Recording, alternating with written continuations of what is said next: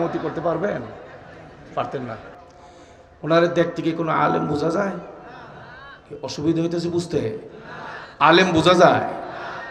এই সময়ে আমি যদি আমার গায়ের জুব্বাটা ওনারে পরাই, আলেমের একটা ভাব আসবে না? মাথায় যদি আমার টুপিটা খুইলা পরাই দিই, ভাব কমবে না আরো বাড়বে? একটা টুপির উপরে একটা পাগড়ি যদি পেঁচাই দিই বড় কইরা, ছোট আলেম দেখা যাবে না বড় আলেম দেখা যাবে?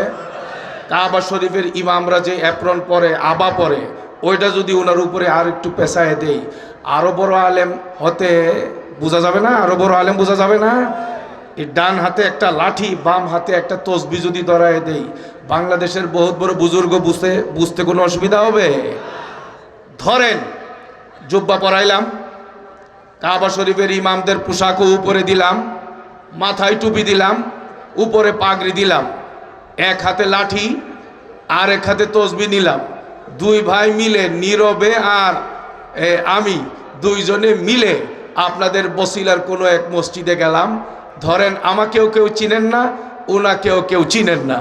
আসরের নামাজে গেলাম, ঘটনাক্রমে সেখানে মসজিদে নামাজের ইমামতি করার মতো ইমাম সাহেব নাই। একজন ইমাম ওই মুহূর্তে দরকার। পোশাকে আশাকে ইমামতিকে আমার কপালে না নীরবের কপালে? বুঝতে কি অসুবিধা হয়েছে আপনাদের? ইমামতিকে আমার কপালে না নীরবের কপালে বলেন? এই যে নীরব ভাইয়ের কপালে ইমামতি গেল, এটা কি এলেমে না লেবাসে? এই লেবাসের কারণেই ইঞ্জিনিয়ারকেও আলেম বোঝা যায়, এই লেবাসের কারণেই ডাক্তারকেও আলেম বোঝা যায়, এই লেবাসের কারণেই ওয়াসিফ সাহেবকেও বাংলাদেশের বড় আলেম বোঝা যায়। আসলে এলেম না, লেবাস লেবাস লেবাস। কথা বলেন ঠিক কিনা? আচ্ছা, এই লেবাসে যে ওনারে আলেম বানাইলাম, এই লেবাসে আলেম বানাইতে কি 2 বছর লাগবে? 20 মিনিট মেহনত করলে সাজানো যাবে না ওনারে?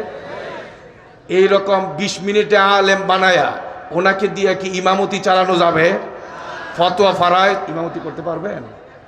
পারতেন না? না, হইতো না। হইতো না। ঠিক আছে ভাই, যান নীরব ভাই, আল্লাহ নীরব ভাইকে কবুল করেন, আমিন কর। আরে রাসূলুল্লাহ